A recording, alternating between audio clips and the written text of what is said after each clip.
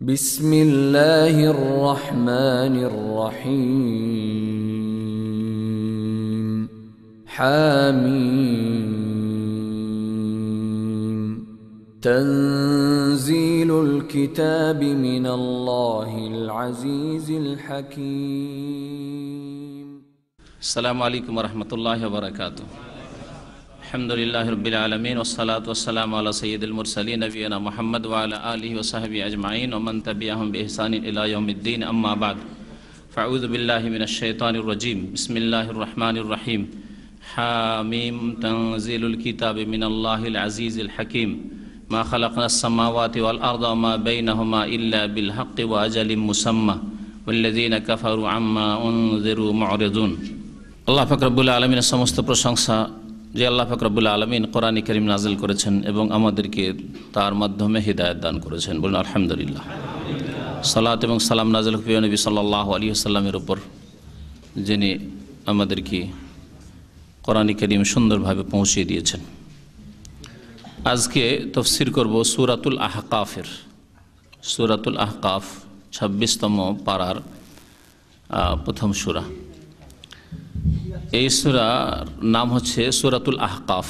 আহকাফ শব্দটি আদ সম্প্রদায়ের ঘটনা উল্লেখ করতে গিয়ে আল্লাহ পাক রব্বুল আলামিন এই সূরায় উল্লেখ করেছেন, সেই শব্দ দিয়ে এই সূরার নামকরণ হয়েছে। আহকাফ মানে হচ্ছে বালির স্তূপ। কোনো জায়গায় বালি যদি উঁচা হয়ে থাকে সেই জায়গাকে আহকাফ বলা হয়। হা কাফ ফা এর মাদ্দা, হাকাফ বা হেকফুনের জমা হচ্ছে আহকাফ। এই উঁচু বালির স্তূপ বা বালির পাহাড় এলাকায় এই আদ সম্প্রদায়, হুদ আলাইহিস সালামের জাতি বসবাস করত ইয়ামান এবং ওমান এসব এলাকার বর্ডারে। তো ওই এলাকার কথা আল্লাহ পাক রব্বুল আলামিন উল্লেখ করেছেন এবং আদ সম্প্রদায়কে যে ধ্বংস করেছেন সেখানে আহকাফ শব্দটি উল্লেখ হয়েছে। সেই শব্দ দিয়ে নামকরণ হয়েছে সূরাতুল আহকাফ। এই সূরা নবী করিম সাল্লাল্লাহু আলাইহি ওয়াসাল্লামের মক্কি জীবনে নাযিল হয়েছে। মক্কি সূরা। সূরা মক্কার জীবনে নাযিল হয়েছে না মদিনার জীবনে নাযিল হয়েছে এটা জানা থাকলে তাফসীর বুঝতে সুবিধা হয়। কোনখানকার আলোচনা চলছে, কী ধরনের আলোচনা চলছে, আয়াতগুলির প্রেক্ষাপট বুঝতে বা সূরার প্রেক্ষাপট বুঝতে, তাফসীর বুঝতে সুবিধা হয়। আল্লাহ পাক রব্বুল আলামিন এই সূরা শুরু করেছেন হা মিম দিয়ে, দুটি অক্ষর দিয়ে। এই অক্ষরগুলি অথবা এই ধরনের অক্ষরগুলি আলিফ লাম মিম, আলিফ লাম রা, এগুলি বিচ্ছিন্ন অক্ষর। যে অক্ষরগুলি হচ্ছে কোরআনে কারীমের মুতাশাবিহাত, মানে এমন অক্ষর যেগুলির অর্থ আল্লাহ পাক রব্বুল আলামিন বান্দাকে জানাননি, নবী করিম সাল্লাল্লাহু আলাইহি সাল্লাম কোনো সাহাবীকে জানাননি। আল্লাহ পাক রব্বুল আলামিন এর জ্ঞান নিজের জন্যই সীমাবদ্ধ রেখেছেন, যে আল্লাহ পাক এগুলির অর্থ কি বোঝাতে চেয়েছেন বা কি উদ্দেশ্য করেছেন। তারপর এর আগে যখন এই ধরনের শব্দগুলি এসেছে সূরার শুরুতে, তখন আমি উল্লেখ করেছি যে এগুলি দিয়ে সাধারণত তাফসীরকারগণ যে বলেছেন, বিভিন্ন কথা বলেছে, তার মধ্যে যেটা সবচেয়ে বেশি সহি কথা, বিশুদ্ধ কথা, সেটা হচ্ছে যে আল্লাহ পাক রব্বুল আলামিন মানব জাতিকে, আরব জাতিকে চ্যালেঞ্জ করেছেন এই অক্ষরগুলির মাধ্যমে, যে এই অক্ষরগুলি আলিফ বা তা সা থেকে ইয়া পর্যন্ত, তার মধ্যে হামিম, তার মধ্যে আলিফ লাম রা, এগুলি দিয়ে আল্লাহ পাক রব্বুল আলামিন কোরআন কারীম তার বাণী নাজিল করেছেন। যদি তোমরা এই কোরআন কারীম আল্লাহর পক্ষ থেকে হওয়ায় সন্দেহ করো, তাহলে তোমাদেরকে চ্যালেঞ্জ রইল, তোমরা এই রকমের বাণী তৈরি করে নিয়ে আসো। আরবরা সেই যুগে কাব্য রচনায় বড় পণ্ডিত থাকলেও তারা হার মানতে বাধ্য হয়েছিল। তারা বলেছিল যে আমাদের পক্ষে এইরকম বাণী নিয়ে আসা সম্ভব নয়। আল্লাহ পাক রব্বুল আলামিন কোরআন কারীমের কয়েকটি আয়াতে এইরকম চ্যালেঞ্জ করেছেন। তো এতে উদ্দেশ্য ছিল যে হয় তোমরা কোরআনের প্রতি ঈমান নিয়ে চলে আসো, যেটা তোমাদের জন্য ইহকাল পরকালের কল্যাণকর, আর না হলে তোমরা কম্পিটিশনে আসো, তোমাদেরকে চ্যালেঞ্জ রইল যে এইরকম বাণী তৈরি করে দেখিয়ে দাও, তাহলে প্রমাণ হয়ে যাবে তোমাদের কথা যে এটা মুহাম্মদ সাল্লাল্লাহু আলাইহি ওয়াসাল্লামের রচিত। তারা যেহেতু এই চ্যালেঞ্জে তারা সামনে আসতেও পারেননি, সুতরাং এটা আল্লাহ পাক রব্বুল আলামিনের বাণী, নবী করিম সাল্লাল্লাহু আলাইহি ওয়াসাল্লামের রচিত বাণী নয়। কোরআন মুহাম্মদ সাল্লাল্লাহু আলাইহি ওয়াসাল্লামের রচিত নয়, বরং কালামুল্লাহ, আল্লাহ পাক রব্বুল আলামিনের বাণী, যা মুহাম্মদ সাল্লাল্লাহু আলাইহি ওয়াসাল্লামের প্রতি নাজিল হয়েছে। আর যারা এগুলোকে ধরেছে শর্ট ফর্ম, যেমন ইংরেজিতে শর্ট ফর্ম আছে, ওই রকমই শর্ট ফর্ম ধরেছে এক শ্রেণীর লোকেরা। এগুলো হচ্ছে বিদাতি কথা। আলিফ লাম মিম মানে 3টা অক্ষর থেকে 3টা কোনো জিনিসকে বা কোনো বস্তুকে বা কোনো ব্যক্তিকে বোঝানো হচ্ছে। আলিফ আল্লাহ, লাম জিবরাইল, জিবরাইলের লাম নেওয়া হয়েছে, আর মিম মুহাম্মদের নেওয়া হয়েছে। এসব কথা মিথ্যা। আল্লাহ পাক রব্বুল আলামিন তারপর ইরশাদ করছেন কোরআনে কারীমের কথা, তানজিলুল কিতাবে মিনাল্লাহিল আজিজিল হাকিম। এই কিতাব আল্লাহ পাক রব্বুল আলামিনের পক্ষ থেকে নাজিলকৃত, আল্লাহর পক্ষ থেকে নাজিলকৃত কিতাব, তানজিলুল কিতাব। এখানে আরবি গ্রামার যারা বুঝেন সামান্য একটু এর ওপর মানে আলোকপাত করছি বা শুধু ইঙ্গিত করছি যে তানজিলুল কিতাব আল কিতাবুল মুনাজ্জাল এই অর্থে আছে, অর্থাৎ নাজিলকৃত কিতাব মিন আল্লাহ, আল্লাহর পক্ষ থেকে। কিন্তু তানজিল মাসদার নিয়ে এসে এজাফত করা হয়েছে মৌসুফের দিকে। তানজিলুল কিতাব মানে আল কিতাবুল মুনাজ্জাল, নাজিলকৃত কিতাব ইহা মিন আল্লাহ, আল্লাহর পক্ষ থেকে, যিনি আল আজিজ সর্বজয়ী বা পরাক্রান্ত, আল হাকিম যিনি প্রজ্ঞাময়, হেকমতের অধিকারী।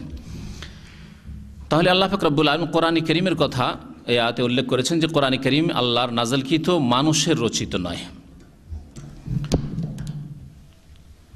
মা খালাকনাস সামাওয়াতি ওয়াল আরদা ওয়া বাইনাহুমা ইল্লা বিল হক। তারপর আল্লাহ পাক রব্বুল আলামিন বলছেন যে আমি আসমান সমূহকে এবং জমিনকে সৃষ্টি করিনি, ওমা বাইনাহুমা এবং যা তার মাঝে রয়েছে তাও সৃষ্টি করিনি, ইল্লা তবে সৃষ্টি করেছি কিসের জন্য? বিল হক। বিল হক, হক মানে ন্যায়সঙ্গত হয়।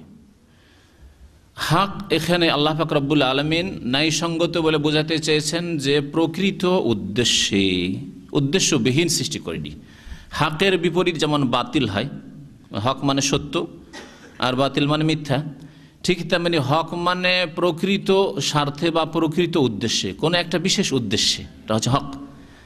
আর এর বিপরীত, হকের বিপরীত হচ্ছে আবাস। আরবিতে আবাস মানে উদ্দেশ্যবিহীন, উদ্দেশ্যবিহীন কোনো কাজ করা, খেলাধুলার মতো কাজ করা। যেমন একজন লোক ঘর তৈরি করছে, ইটের ওপর ইট সাজাচ্ছে, তাহলে উদ্দেশ্য নিয়ে একটা কাজ করছে, ইটের ওপর ইট দিয়ে ঘর তৈরি করছে, তাই না? কিন্তু আর একজন মানুষ বা আর একটা ছেলে এই ইটগুলি পড়ে আছে এদিক ওদিক এলোমেলো, হে ইটের ওপর ইট উঠাচ্ছে, লাইন করছে, হ্যাঁ এখানে করলো আবার ওখানে করলো, এটা ভাঙলো এটা ভাঙলো আবার ওইটা তৈরি করলো। সেও তো ইটের ওপর ইট সাজাচ্ছে, কিন্তু আবাস, উদ্দেশ্যবিহীন। খেলাধুলা করে না এরকম বাচ্চারা খেলাধুলা করে, এটা হচ্ছে আবাস। তো আল্লাহ পাক রব্বুল আলামিন আসমান সমূহ সৃষ্টি করেছেন, জমিন সমূহ সৃষ্টি করেছেন, এবং ওমা বাইনাহুমা তার মাঝে যা কিছু আছে আল্লাহ পাক সব কিছুই সৃষ্টি করেছেন, মানুষ জিন অন্য অন্য মখলুকাত, পশু পাখি যা কিছু হোক না কেন। আল্লাহ পাক এগুলিকে খেলাধুলার জন্য সৃষ্টি করেননি, উদ্দেশ্যবিহীন সৃষ্টি, কোনো উদ্দেশ্য নেই, এমনিতে সৃষ্টি করে দিয়েছেন। মানুষ ভোগ করুক, জিন ভোগ করুক, আর এমনিতে দুনিয়াতে পশু পাখি পয়দা হোক, সূর্য উঠুক আর ডুবুক, চাঁদ আসলো আর গেল, তারকা রাত্রে দেখা গেল দিনে দেখা যায় না, বাস আর কিছু না, না এই জন্য আল্লাহ সৃষ্টি করেননি উদ্দেশ্যবিহীন। ইল্লা বিল হক, আল্লাহ পাক বিশেষ উদ্দেশ্য নিয়ে সৃষ্টি করেছেন। তো ইল্লা বিল হক প্রকৃত উদ্দেশ্যে, কেউ কেউ এর অনুবাদ করেছে যথাযথভাবে। অযথা আল্লাহ সৃষ্টি, যেমন আর অযথা কাজ, অযথা আল্লাহ সৃষ্টি করেননি, যথাযথভাবে আল্লাহ পাক রব্বুল আলামিন সৃষ্টি করেছেন। এবং আল্লাহ পাক চিরকালের জন্য সৃষ্টি করেননি, তাই বলছেন ওয়া আজালি মুসাম্মা, আর নির্ধারিত সময়ের জন্য আমি সৃষ্টি করেছি। আসমান নির্ধারিত সময়ের জন্য সৃষ্টি, জমিন নির্ধারিত সময়ের জন্য সৃষ্টি, আপনি নির্ধারিত সময়ের জন্য ছিলেন না, এসেছেন, আবার থাকবেন না একদিন, দুনিয়ার সব কিছুই ওয়া আজালি মুসাম্মা, নির্ধারিত সময়ের জন্য আল্লাহ সৃষ্টি করেছেন। আল্লাহ পাক এই দুনিয়াতে নির্ধারিত সময়ের জন্য সৃষ্টি করেছেন মানুষকে পরীক্ষা করার জন্য, লিয়াবুলুয়াকুম, আল্লাহ অন্য আয়াতে বলেছেন পরীক্ষা করার জন্য। তাহলে এই দুনিয়া হচ্ছে পরীক্ষার জগৎ, পরীক্ষার জন্য প্রস্তুতি নিতে হয়, মেহনত করতে হয় ভালো রেজাল্ট করার জন্য। পরীক্ষাতে যেই ছাত্র ভালো মেহনত করবে পরীক্ষার পূর্বে, সেই ব্যক্তি পরীক্ষার ফলাফল ভালো পাবে। ফলাফল পরীক্ষার পরে হয়, দুনিয়া পরীক্ষার জগৎ, আর এই ফলাফল রেজাল্ট আউট হবে ইয়াউমাল কিয়ামা, কিয়ামতের দিনে বিচার দিবসে। লিয়াবলুয়াকুম আইয়ুকুম আহসানু আমালা, তোমাদের মধ্যে কে ভালো কাজ করে এসেছে পৃথিবীতে, এর পরীক্ষার জন্য। আল্লাহ পাক রব্বুল আলামিন মানুষকে পরীক্ষা করার জন্য, জিনকে পরীক্ষা করার জন্য সৃষ্টি করেছেন। এবং দুনিয়াতে মানুষ জিন ছাড়া যা কিছু আল্লাহ সৃষ্টি করেছেন, খালাকালাকুম মা ফিল আরদে জামিয়া, এই মানব জাতির, জিন জাতির ভোগের জন্য, উপকারের জন্য, স্বার্থে সৃষ্টি করেছেন। মানুষ তাপ না পেলে বাঁচতে পারতো না, তাপ যদি বেশি হয়ে যেত তবুও বাঁচতে পারতো না। দুনিয়াতে যদি মানুষের জন্য রিজিকের ব্যবস্থা না থাকতো তবু জীবনযাপন করতে পারতো না। জমিন যদি স্থির না হতো তাহলে বসবাস করতে পারতো না। যদি গাছপালা না জন্মাতো তাহলে তাদের জন্য খাদ্যের ব্যবস্থা হইতো না। খালাকালাকুম মা ফিল আরদি জামিয়ান, যা কিছু আল্লাহ সৃষ্টি করেছেন তা তোমাদের জন্য। ওয়াল্লাযীনা কাফারু, তবে যারা কাফির, আল্লাহকে অস্বীকার করেছে, আল্লাহ পাকের রব হওয়াকে, সৃষ্টিকর্তা হওয়াকে অস্বীকার করেছে, ওয়াল্লাযীনা কাফারু, আল্লাহ পাকের মাবুদ হওয়াকে অস্বীকার করেছে, যে তার ইবাদতবন্দি করতে হবে। ওয়াল্লাযীনা কাফারু, যারা কুফরি করেছে, আম্মা উনজিরু মুরিজুন, যা থেকে তাদেরকে সতর্ক সাবধান করা হয়েছে তা থেকে তারা বিমুখ, মুরিজুন বিমুখ। কি থেকে সতর্ক করা হয়েছে? ভয়াবহ পরিণতি থেকে, তাদের খারাপ রেজাল্ট থেকে। তোমাদের রেজাল্ট, ফলাফল যেন খারাপ না হয়, কিয়ামতের দিনের অবস্থা থেকে সতর্ক করা হয়েছে, জাহান্নাম থেকে সতর্ক করা হয়েছে, আল্লাহ পাকের দুনিয়া এবং আখিরাতের আযাব থেকে সতর্ক করা হয়েছে। আম্মা উনজিরু, যা থেকে তাদেরকে সতর্ক সাবধান করা হয়েছে তা থেকে তারা মুখ ফিরিয়ে নিয়েছে, কিয়ামতের প্রতি বিশ্বাস থেকে মুখ ফিরিয়ে নিয়েছে, জান্নাত জাহান্নামের প্রতি বিশ্বাস থেকে মুখ ফিরিয়ে নিয়েছে। যদি জান্নাত জাহান্নামের প্রতি বিশ্বাস থাকতো, ভালো কাজ করে গেলে, ঈমান আমল ঠিক থাকলে জান্নাত পাবো, আর না হলে জাহান্নামে যেতে হবে, তাহলে কর্ম করত না। বিশ্বাস করেছে না কর্ম করেছে, অথবা জন্মসূত্রে বিশ্বাসী কিন্তু জীবনে কোনো কর্ম করেন, ভালো কর্ম করেনি, তাহলে আম্মা উনজিরু মুরিজুন, পরকাল কিয়ামত সম্পর্কে যে তাদেরকে সতর্ক সাবধান করা হয়েছে তা থেকে তারা মুখ ফিরিয়ে নিয়েছে। মুসলিম সমাজের ওইসব লোকেরা যাদের 50-60 বছরে জীবন চলে গেল, কখনো এই খেয়াল হয়নি যে আল্লাহ আমাকে কেন সৃষ্টি করেছেন, আল্লাহ আমাদের কোনো আদেশ নিষেধ করেছেন কি না, সেগুলি পালন করতে হবে কি না, এইরকম কোনো খেয়াল হয়নি। আমার মওতের পরে কি হবে, আমি মওতের পরে কোথায় যাব, আমি কি জান্নাত পাবো না জাহান্নামের সম্মুখীন হইতে হবে, জাহান্নামী হব, এইসব কোনো চিন্তা হয়নি। শুধু পেট আর জনচাহিদার চিন্তা হয়েছে। এটা ঈমান ভঙ্গকারী বিষয়। তারা ওই কাফেরদের মতোই। ওয়াল্লাযীনা কাফারু, যারা কাফের তারা ওই সব বিষয়, যেসব বিষয় থেকে তাদেরকে সতর্ক সাবধান করা হয়েছে, মুখ ফিরিয়ে নিয়ে থাকে। মুরিজুন। আল্লাহ পাক রব্বুল আলামিন এই আয়াতগুলিতে দুটি বিষয় উল্লেখ করেছেন। একটা হচ্ছে যে আল্লাহ পাকের আদেশ নিষেধ নাজিল হয়েছে কোরআনে কারিমে, তানজিলুল কিতাব মিনাল্লাহিল আজিম, মিনাল্লাহিল আজিজুল হাকিম। তো আল্লাহ পাক রব্বুল আলামিনের আদেশ নিষেধ নাজিল হয়েছে, এই কথা আল্লাহ উল্লেখ করেছেন, যেটা হচ্ছে আল আমর, আল্লাহ পাকের আমর, আদেশ। আর দ্বিতীয় বিষয় হচ্ছে খালক, আল্লাহ পাকের সৃষ্টি, তার কথা উল্লেখ করেছেন তার পরের আয়াতে, অর্থাৎ তৃতীয় আয়াতে, মা খালাকনাস সামাওয়াতি ওয়াল আরদ ইল্লা বিল হক, আসমান জমিন এবং তার মাঝে মা বাইনাহুমা যা কিছু আছে সৃষ্টি করেছি আমি ন্যায়সঙ্গতভাবে, প্রকৃত উদ্দেশ্যে। এই দুটি বিষয়কে আল্লাহ পাক রব্বুল আলামিন আরও অন্য আয়াতে একসাথে উল্লেখ করেছেন। আলা লাহুল খালকু ওয়াল আমরু ফাতাবারাকাল্লাহু আহসানুল খালিকিন। আলা লাহুল খালকু ওয়াল আমরু, শুনে রাখো যে একমাত্র সৃষ্টিকর্তা আল্লাহ। লাহুল খালকু, সৃষ্টি কার?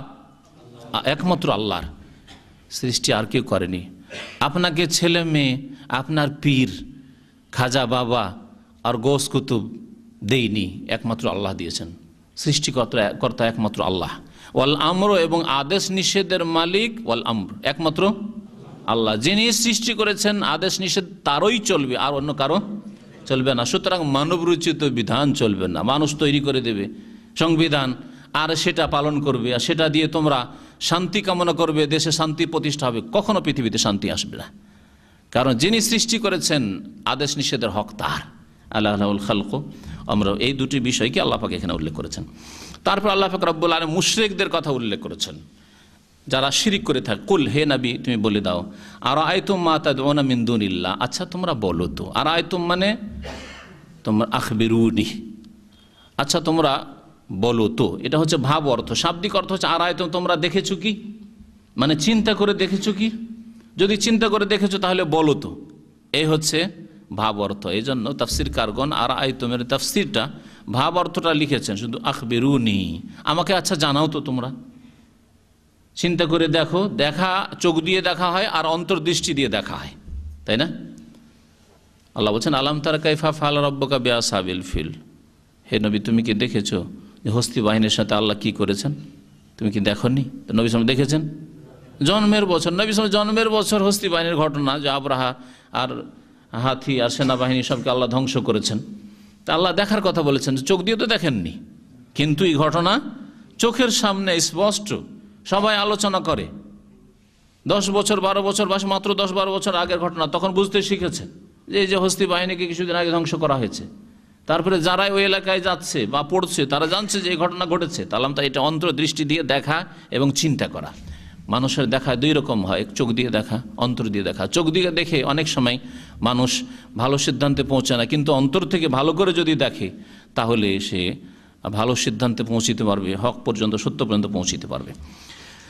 আল্লাহ পাক বলছেন হে নবী তুমি বলে দাও মানব জাতিকে, মুশরিকদেরকে, আর আয়তুম আচ্ছা বলো তো, মা তাদউনা মিন দুনিল্লাহ, আল্লাহকে বাদ দিয়ে যেসব ব্যক্তিকে বা বস্তুকে তোমরা মা তাদউনা, আল্লাহ বলেছেন, শুধু ব্যক্তির কথা বলেননি আর বস্তুর কথা বলেননি, সকলকে শামিল, তাহলে সব কিছুই শামিল। যেসব বস্তু যেসব ব্যক্তিকে তোমরা আহ্বান করে থাকো, ডেকে থাকো, যাদের কাছে ফরিয়াদ করে থাকো, মা তাদউনা মিন দুনিল, আল্লাহকে বাদ দিয়ে, সেগুলি দুই রকমের। এক হচ্ছে পাথর আর মাটি দিয়ে তৈরি করা মূর্তি, দেবদেবী, আর এক হচ্ছে মৃত ব্যক্তিরা কবর মাজারের আকারে যারা কবরে শুয়ে আছে আর না আছে তাদেরকে ডাকা। এই দুই শ্রেণীর লোক, দুই শ্রেণীর মুশরিককে আল্লাহ সম্বোধন করে বলছে যে নবী তাদেরকে তুমি বলে দাও মা তাদউনা মিন দুনিল্লাহ। কারণ দেবদেবীকে মূর্তি তৈরি করে পৌত্তলিকরা ডাকে, আর কবর মাজারগুলিকে, কবর মাজারে যারা শুয়ে আছে তাদেরকে কবর পূজারী, মাজার পূজারীরা ডাকে। ইয়া খাজা বাবা মাদাদ বলে না, ইয়া গাউসুল আজম মাদাদ, হে মহান উদ্ধারকারী, জেলানি মহান উদ্ধারকারী, খাজা বাবা গরিবের দাতা, গরিবের নওয়াজ, হ্যাঁ বাবা শাহজালাল গো অমুক এইরকম কাজ করছে, বাবা গো তোমার দরবারে এসছি, এখান থেকে আমি আমার ইলেকশনের কাজকর্ম শুরু করলাম, বলছে না? দুই শ্রেণীর লোকে আল্লাহ পাক রব্বুল আলামিন বলেছেন। তাহলে মুশরিক হচ্ছে দুই রকমের। মুশরিক শুধু দেবদেবীর পূজা করলে মুশরিক হয় না, তারা মুশরিক।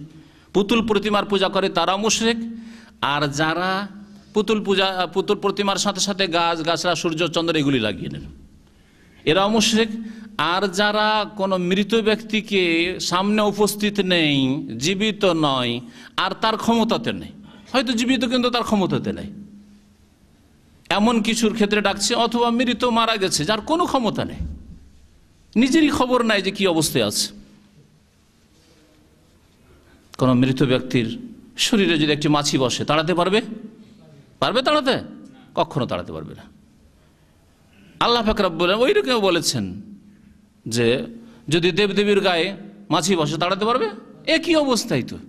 ওয়াই ইয়াসলুবহুম যুবাবু শাইআন, মাছি এসে যদি ওই দেবদেবীর সামনে থেকে বা মৃত ব্যক্তি যাকে ডাকছো তার সামনে থেকে কিছু ছিনিয়ে নিয়ে যায়, তার শরীর থেকে যদি কিছু উঠিয়ে নিয়ে যায়, লা ইয়াস্তানকিযুহু মিনহু, তা রক্ষা করতে পারবে, উদ্ধার করতে পারবে না।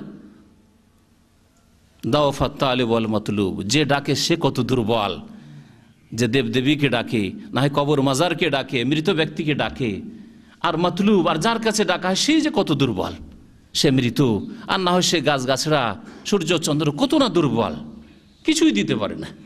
দাওফাত তালিব ওয়াল মাতলুব, আল্লাহ পাক বলছেন। তো আল্লাহ পাক ইরশাদ করছেন যে যাদেরকে আল্লাহকে বাদ দিয়ে বা যেসব বস্তুকে আল্লাহকে বাদ দিয়ে আহ্বান করে থাকে, ফরিয়াদ করে থাকে, আরুনি, আচ্ছা আমাকে দেখাও তো, ওদেরকে বলে আরুনি, আমাকে দেখাও তো তোমরা, মাযা খালাকু মিনাল আরদ, পৃথিবীতে তারা কি সৃষ্টি করেছে,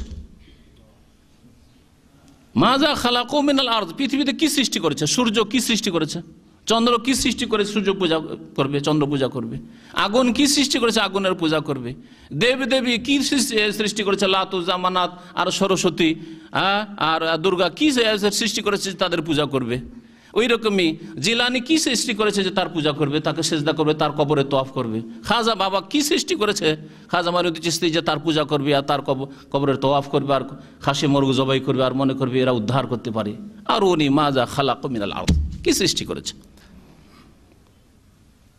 ইংরেজদের কাছ থেকে দেশকে রক্ষা করতে পারলো না?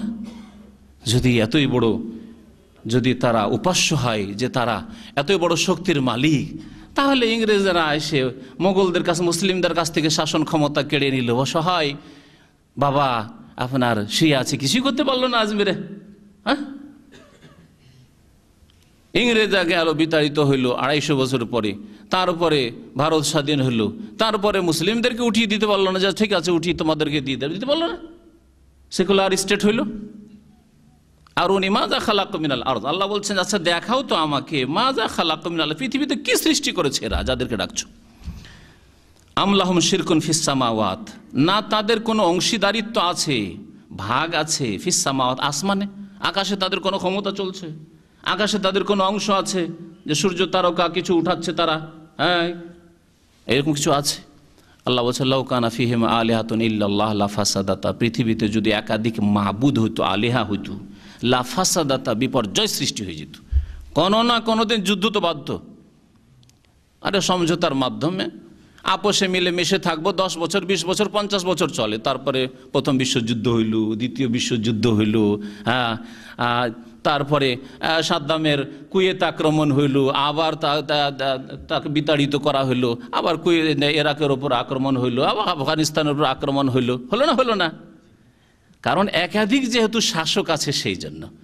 এই আসমান জমিন আল্লাহ বলছেন লাউ কানা ফিহিম আলিহা, যদি একাধিক মাবুদ এলাহ যদি পৃথিবীতে হইতো, ইল্লাল্লাহ আল্লাহকে বাদ দিয়ে, আল্লাহ ছাড়া, এক আল্লাহ ছাড়া যদি 2 আল্লাহ 3 আল্লাহ 3 মাবুদ এইরকম ক্ষমতার মালিক হতো, তাহলে লাফাসাদাতা, তাহলে অবশ্যই বিপর্যয় সৃষ্টি হতো। এদিকে খাজা মইনুদ্দিন চিশতি কিছু করতে চাইতেন, আর ওইদিকে আব্দুল কাদের জিলানী কিছু করতে চাইতেন, ওইদিকে শাহজালাল আটরসি কিছু করতে চাইতেন, হ্যাঁ ওইদিকে দুর্গা সরস্বতী কিছু করতে চাইতো, লাফাসাদাতে বিপর্যয় সৃষ্টি হয়ে যেত। তাহলে এদের কোনো ক্ষমতা নেই, কোনো ক্ষমতা নেই। আল্লাহ পাক তারপরে ইরশাদ করছেন ইতুনি বিকিতাবি মিন কাবলি হাজা, যদি তোমরা বলো যে না শিরকের নাম ধর্ম, দুর্গা পূজার নাম ধর্ম বা দুর্গা পূজার নাম ধর্ম, যদি এই কথাই বলো, ইতুনি বিকিতাবি মিন কাবলি হাজা, এর পূর্বে কোনো গ্রন্থ নাজেল হয়েছে আল্লাহর পক্ষ থেকে, যেই গ্রন্থ কোনো নবীর প্রতি নাজেল হয়েছে, আর তাতে এই কথা আছে যে দেবদেবীর পূজা হচ্ছে ধর্ম। শিরকের ধর্ম আল্লাহ কখনো নাজেল করেননি। যখনই আল্লাহ কোনো নবীকে পাঠিয়েছেন তৌহিদ, আল্লাহর একত্বের দিন নিয়ে পাঠিয়েছেন, ধর্ম নিয়ে পাঠিয়েছিলেন। আল্লাহ পাক রব্বুল আলামিনের এমন কোনো কিতাব দেখাও যেই কিতাবে, তাওরাত হোক, ইনজিল হোক, যদি অবিকৃত আল্লাহ পাকের কিতাবে থাকে, জবুর হোক, যে কোনো কিতাবে দেখাও বিশুদ্ধ সূত্রে যে তাতে আল্লাহ ছাড়া অন্যের সেজদা আছে, কবর মাজারের সেজদা আছে, পীর ফকির দরবেশের পূজা আছে, এই পীরতন্ত্রের ধর্ম আছে। ইতুনি বিকিতাবিন মিন কাবলি হাজা আও আসারাতিম মিন ইলমিন, অথবা যদি ধর্মীয় গ্রন্থ নিয়ে আসতে পারো না, আল্লাহ প্রদত্ত নাজিলকৃত গ্রন্থ মনে রাখবেন, মানুষের তৈরি করা ধর্মগ্রন্থ নয়। কারণ মানুষের তৈরি করা ধর্মগ্রন্থ, বৌদ্ধ ধর্মের ধর্মগ্রন্থ, বেদ পুরাণ আর রামায়ণ মহাভারত, সেগুলি মানুষের তৈরি করা, সুতরাং তাতে শিরক স্বাভাবিক কথা থাকা, মানুষের তৈরি যেহেতু। কিন্তু আল্লাহর পক্ষ থেকে নাজিল হয়েছে এমন কোন বিশুদ্ধ কিতাবে এই শিরকের ধর্ম দেখাও, দেখি আল্লাহ বলছেন আও আসারাতিম মিন ইলমিন, অথবা যদি কিতাবে না দেখাইতে পারো তাহলে এমন কোন পরম্পরা জ্ঞান দেখাও। আও আসারাতিম মিন ইলমিন এর 2টি তাফসীর করা হয়েছে। আও আসারাতিম মিন ইলমিন, একটি তাফসীর হচ্ছে যে কোন নবী থেকে বিশুদ্ধ সূত্রে, সনদের সাথে বিশ্বস্ত সূত্রে প্রমাণ করে দাও যে কোন নবীর যুগে কবর মাজার পূজার ধর্ম ছিল, দেবদেবীর পূজার ধর্ম ছিল, আর তারা এই ধর্ম পালন করেছেন বা উম্মতকে, জাতিকে শিখিয়েছেন, না তারা দেবদেবী ভেঙেছেন, হ্যাঁ শিরকের মূলোৎপাটনের জন্য এসেছেন। চিন্তা করুন দেখি, ইব্রাহিম আলাইহিস সালামের জীবন, নূহ আলাইহিস সালামের জীবনী দেখুন, সমস্ত আম্বিয়া রাসূলগণ ইয়া কওমে, হে সম্প্রদায়, আবুদুল্লাহ, আল্লাহ পাকের ইবাদত করো, মা লাকুম মিন ইলাহিন গায়রুহু, তার ছাড়া আর কেউ তোমাদের ইলাহ নেই। ইবাদতের হক, ইলাহ মানে ইবাদতের হকদার, মাবুদ। ইলাহ মানে হচ্ছে মালুহ, আর মালুহ মানে হচ্ছে মাবুদ। তার ছাড়া কোনো ইবাদতের হকদার নেই। আর ইবাদত হচ্ছে সেজদা করা, ইবাদত হচ্ছে দোয়া করা, ইবাদত হচ্ছে কোরবানি করা, ইবাদত হচ্ছে মান্নত করা, এগুলো ইবাদত। ইবাদত হচ্ছে তাওয়াফ করা, ইবাদত হচ্ছে চাওয়া ফরিয়াদ, ইবাদত হচ্ছে রোগের আরোগ্য তলব করা, এগুলো ইবাদত। এর হকদার আল্লাহ ছাড়া আর কেউ নেই। সমস্ত আম্বিয়া এবং রসুলগণ বলেছেন, আদ সম্প্রদায়কে, সামুদ সম্প্রদায়কে, যত নূহ আলাইহিস সালাম, সমস্ত আম্বিয়া রসুলের কথা আল্লাহ পাক কোরআনে কারীমে উল্লেখ করে এই কথাটি উল্লেখ করেছেন যে আম্বিয়ারা সকলেই কথা বলেছেন, মা লাকুম মিন ইলাহিন গায়রুহু, আল্লাহ ছাড়া তোমাদের কেউ ইলাহ মাবুদ নেই। আও আসারাত মিন ইলমিন, মানে তাহলে কোন নবী থেকে বিশ্বস্ত সূত্রে কোন একটি পরম্পরা জ্ঞান পৌঁছিয়ে দাও, যেমন হাদিসের মতো। কোরআনে কারীম হচ্ছে কিতাব আর সনদ সহ হাদিস বর্ণিত, ওই রকম বিশুদ্ধ সূত্রে একটা প্রমাণ করে দেয় যে কোনো নবীর যুগে আল্লাহ ছাড়া অন্যের ইবাদত করা, অন্যের কাছে দোয়া করা ধর্ম ছিল, কোনো যুগে ছিল না। কবর মাজার পূজা কোনো যুগে ধর্ম ছিল, কোনো যুগে ছিল না। দ্বিতীয় তাফসীর হচ্ছে আসারাত মিন ইলমিন, মানে কোনো জ্ঞান, কোনো জ্ঞান মানে যুক্তি। এই তাফসীর যদি করা হয় তাহলে মানুষের কাছে দলিল প্রমাণ হচ্ছে দুই রকম, এক হচ্ছে নাকলি আর এক হচ্ছে আকলি। আরবিতে বা উর্দুতে বলে নাকলি দলিল আর আকলি দলিল। নাকলি দলিল মানে যা বর্ণিত হয়ে এসছে, আল্লাহ প্রদত্ত ধর্মীয় দলিল, দ্বীনের দলিল, কোরআন সুন্নাহয় যেসব দলিল রয়েছে, আল্লাহর কিতাবে যেসব দলিল প্রমাণ রয়েছে, রাসূলুল্লাহ সাল্লাল্লাহু আলাইহি ওয়াসাল্লাম থেকে যেসব জিনিস রয়েছে, এগুলো হচ্ছে নাকলি দলিল, যা নকল হয়ে বর্ণনা হয়ে এসছে। আর আকলি দলিল মানে যুক্তি, যুক্তি পেশ করো, যে যুক্তিতে টিকিয়ে যে আল্লাহ ছাড়া অন্যের কাছে চাওয়া যেতে পারে, আল্লাহ ছাড়া অন্যকে সেজদা করা যেতে পারে, আল্লাহ ছাড়া অন্য মাবুদ হইতে পারে। সৃষ্টি করলেন আল্লাহ পাক রব্বুল আলামিন, তাকে সেজদা না করে, তার কাছে না চেয়ে অন্যের কাছে চাইবে। এজন্য একজন শেখ বলছিলেন যে যদি 1 মিনিটের জন্য ধরেই নেওয়া হয়, মানে মিথ্যা কথায় ধরে নেওয়া হয়, শিরকি কথা ধরে নেওয়া হয়, ধরলাম বিশ্বাস করে নয়, যে আল্লাহও দিতে পারেন আর জিলানিও দিতে পারে, কে বেশি দিতে পারে? আল্লাহ। তাহলে যে বেশি দিতে পারে তার কাছে চাইবেন না, যে কম দিতে পারে তার কাছে চাইবেন? কত মূর্খ ওই ব্যক্তি যে কম দিতে পারে তার কাছে চাই। চিন্তা করুন আপনি, ধরে নেওয়া কথা বললাম, কিছুই দিতে পারে না। ইসলামিক আকীদা হচ্ছে, তাওহীদ হচ্ছে যে আল্লাহ ছাড়া কেউ দিতে পারেন না আর কেউ নিতে পারে না কেড়ে, একমাত্র আল্লাহ পাক রব্বুল আলামিন। আল্লাহুম্মা লা মানিআ লিমা আতাইতা, নামাজের পরে দোয়া, সুন্নতি দোয়া পড়ছেন কিন্তু মন্ত্র, আল্লাহুম্মা লা মানিআ লিমা আতাইত, আল্লাহ কোনো কেউ বাধা দিতে পারে না, কোনো শক্তি বাধা দিতে পারে না, লিমা আতাইত, যা তুমি দাও, তুমি যদি দিতে চাও কেউ বাধা দিতে পারে না। ওয়ালা মুতিয়া লিমা মানাত, আর তুমি যদি না দাও, বাধা দাও যে দেব না একে, তাহলে ওয়ালা মতে কেউ দাতা নেই। আল্লাহ দিবেন না ছেলে, আর কোন দরগাহে গিয়ে পাওয়া যেতে পারে? এই দোয়া যদি ইমানের সাথে পড়তেন, অর্থ বুঝে পড়তেন, তাহলে এই শিরিক মুসলিম উম্মাহ করতো না। অন্যদের শিরকের কথা কি বল, অন্যদের শিরকরা আমাদের মুসলিম জাতির কবর মাজার পুরো শিরকের কাছে ঠান্ডা পড়ে যাচ্ছে। ওদের শিরক আমাদের শিরকের বাজারের কাছে, ওদের বাজার মান্দা হয়ে যাচ্ছে ঠান্ডা, আমাদের বাজার বেশি গরম শিরকের। ইন কুনতুম সাদিকিন, আল্লাহ বলছেন যদি তোমরা সত্যবাদী হও, তাহলে হয় আল্লাহ প্রদত্ত দলিল নিয়ে আসো, যেটা হচ্ছে নাকলি দলিল, আর না হলে যুক্তিসঙ্গত কোনো কথা বলো, যুক্তির দলিল নিয়ে আসো, এই একটি তাফসীর। আর দ্বিতীয় তাফসীর হচ্ছে যে আল্লাহ পাকের কিতাবে কোনো প্রমাণ দেখাও এর, অথবা কোনো নবী থেকে বিশুদ্ধ সূত্রে বর্ণিত হচ্ছে এমন কোনো দলিল প্রমাণ দেখাও যে আল্লাহ ছাড়া অন্যকে ডাকা, শিরক করা কোনো ধর্মে ছিল।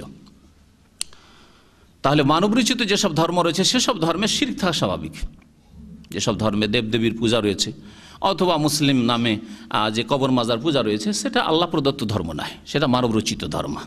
মানবরচিত বিধানের ক্ষেত্রে শুধু আইন প্রণয়নের ক্ষেত্রে এক শ্রেণীর লোকরা সোচ্চার, ওখানে কেন মানবরচিত বিধান, ওখানে কেন মানবরচিত বিধান, আর মগজে মগজে কবর মাজার পূজার মানবরচিত বিধান বসে আছে, সেখানে কেন সোচ্চার নয়? সেই শিরক কেন উৎখাত করতে চান? অথচ সমস্ত আম্বিয়া রাসূলগণ এই দেবদেবীর পূজা, আল্লাহ ছাড়া অন্যকে ডাকার পূজা, আল্লাহ ছাড়া অন্যকে সেজদার পূজাকে উৎখাত করার জন্য এসেছিলেন। অধিকাংশ আম্বিয়া কেরাম নেতৃত্ব পাননি, শাসন ক্ষমতা তারা নেননি বা পাননি, কিন্তু তারা সকলেই এই শিরকের বিরুদ্ধে, আল্লাহ ছাড়া অন্যের পূজার বিরুদ্ধে, আল্লাহ ছাড়া অন্যের উপাসনার বিরুদ্ধে সংগ্রাম করে গেছেন। তারপর আল্লাহ পাক ইরশাদ করেছেন আমান আদাল্লু মিম্মা ইয়াদউ মিন দুনিল্লাহ, ওর চাইতে বেশি পথভ্রষ্ট আর কি আছে? যেই ব্যক্তি আল্লাহ ছাড়া অন্যকে ডাকে, তার মানে যেই ব্যক্তি আল্লাহ ছাড়া অন্যকে ডাকে সেই ব্যক্তি সবচেয়ে বেশি পথভ্রষ্ট, সে সবচেয়ে বেশি পথভ্রষ্ট। আমাদের সমাজে যদি কেউ 10-20টা খুন করে থাকে সবচেয়ে বেশি পথভ্রষ্ট, তাই না? কেউ যদি জিনা করে থাকে সবচেয়ে বড় পথভ্রষ্ট। কেউ যদি মদ খায়, গাঁজা খায়, গাঁজাখোর, সবচেয়ে বড় পথভ্রষ্ট। সামাজিক ক্ষেত্রে এরকম একটা ধারণা আছে, ঠিক আছে এরা বড় পথভ্রষ্ট, কিন্তু এর চাইতে বড় পথভ্রষ্ট কি আল্লাহ কোরআনে বলছেন? মাইয়াদু মিন দুনিল্লাহ, যারা আল্লাহকে বাদ দিয়ে অন্যকে ডাকে। খাজা বাবা গো কিছু দাও, তোমার দরবারে চাদর চড়াতে এসছি কিছু পাবো বলে। চাদর চড়ালে পাওয়া যায়, ফুল চড়ালে পাওয়া যায়, কিছু নজনিয়াজ নিজে না আসতে বলে পাঠিয়ে দিলে পাওয়া যায়।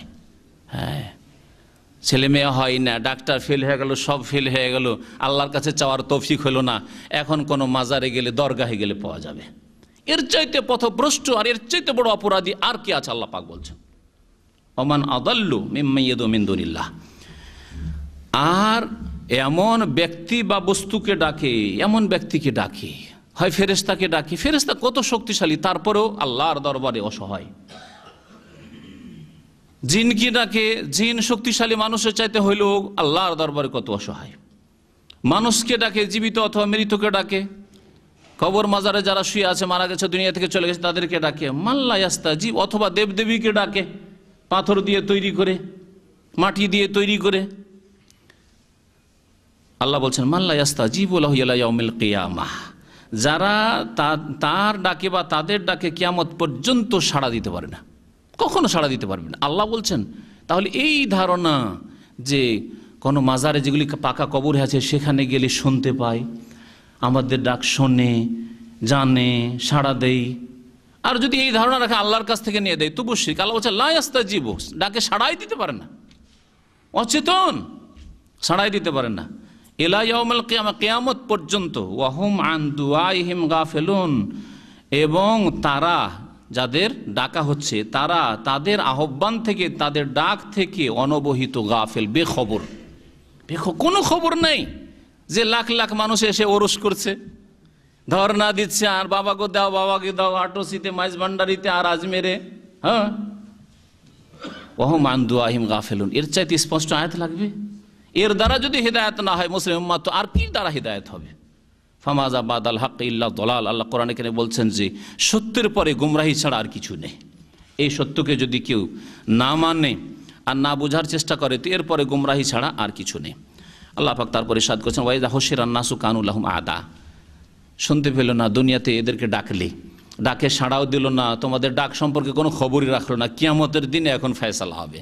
কিয়ামতের দিনে যেসব মাবুদ, এই জিলানি, চিশতি ডাকা হবে, ঈসা আলাইহিস সালামকে ডাকা হবে, কারণ ঈসা আলাইহিস সালামের পূজা খ্রিস্টানরা করেছে, ডাকা হবে, মারিয়ামকে ডাকা হবে, যার পূজা হয়েছে, সূর্য চন্দ্র গাছপালা যেসবেরই পূজা হয়েছে আর যারই পূজা হয়েছে সবকে ডাকা হবে। ওয়াইযা হুশিরান নাস, আল্লাহ বলছেন যখন মানুষকে সমবেত করা হবে হাসরের মাঠে, কানু লাহুম আদান, তখন এরা যারা ডেকেছিল তাদের শত্রু হয়ে পড়বে। সুবহানাল্লাহ, শত্রু যেদিন। আজকে যারা তাওহীদের কথা বলে, যারা সুন্নতের কথা বলে, কোরআন সুন্নাহ আল্লাহর একত্বের কথা বলে, যারা শিরক করতে, এই ওরসে যেতে নিষেধ করে, কবর মাজারে যেতে নিষেধ করে, আর কবর পাকা করতে নিষেধ করে, তাদেরকে শত্রু মনে করছো। এরা তাদের বন্ধু হবে, জিলানি চিশতির বন্ধু হবে, আর যারা পূজা করেছে তারা শত্রু হবে। আল্লাহ কোরআনে কারীমে বলছেন ওয়াইযা হুশিরান নাস, যখন মানুষকে কিয়ামতে সমবেত করা হবে, কানু লাহুম আদান, তখন এরা তাদের শত্রু হয়ে পড়বে। ওয়া কানু বিইবাদাতিহিম কাফিরিন, আর এদের ইবাদত সম্পর্কে তারা অস্বীকার করবে। আল্লাহর দরবারে আল্লাহ বলবে যে আসামি বলো, তুমি জিলানি তুমি কি বলেছিলে সিজদা করতে, তোমার কবর পাকা করে তওয়াব করতে বলেছিলে, তোমাকে বলতে বলেছিলে ইয়া গাউসুল আজম মাদাদ, মহান উদ্ধারকারী তুমি হয়েছিলে, আমাকে বাদ দিয়ে নাকি? আল্লাহ জিজ্ঞেস করবেন, চিশতিকে জিজ্ঞাসা করবেন, তুমি গরিবের দাতা, গরিব নামাজ তোমার উপাধি পেয়েছিলে, কোথা থেকে এটা তুমি এ কথা শিখিয়েছিলে? ও কানু বিইবাদাতিহিম কাফির, তখন তারা কাফির মানে মুনকিরিন, অস্বীকার করবে তারা, আল্লাহ এটা করতে বলিনি। আল্লাহ পাক রব্বুল কোরআন কারীমের নাম ধরে ঈসা আলাইহিস সালামের কথা উল্লেখ করেছেন সূরাতুল মায়েদায়। হ্যাঁ, ওয়াইয ক্বালা আল্লাহু ইয়া ঈসা ইবনে মারইয়াম আনতা কুলতা লিন-নাস, স্মরণ করো যখন কিয়ামতের মাঠে আল্লাহ পাক রব্বুল আলামিন বলবেন, ওয়াইদ ক্বাল আল্লাহ বলবেন, ইয়া ঈসা ইবনে মারইয়াম, হে মরিয়ম পুত্র ঈসা, আনতা কুলতা লিন-নাস, তুমি কি মানব জাতিকে বলেছিলে, এই খ্রিস্টান জগৎকে বলেছিলে, ইত্তাখিযুনি ওয়া উম্মিয়া ইলাহাইন মিন দুনিল্লাহ, আমাকে এবং আমার মাকে দুই ইলাহ মাবুদ উপাস্য বানিয়ে নিও আল্লাহকে ছাড়া, আর তৃতীয়বাদ বিশ্বাসী হয়ে যাও, তিন খোদাই বিশ্বাসী হয়ে যেও। ক্বালা সুবহানাক, তখন ঈসা আলাইহিস সালাম বললেন, সুবহানাক, আল্লাহ তুমি পাক পবিত্র, তোমার তাসবিহ করছি।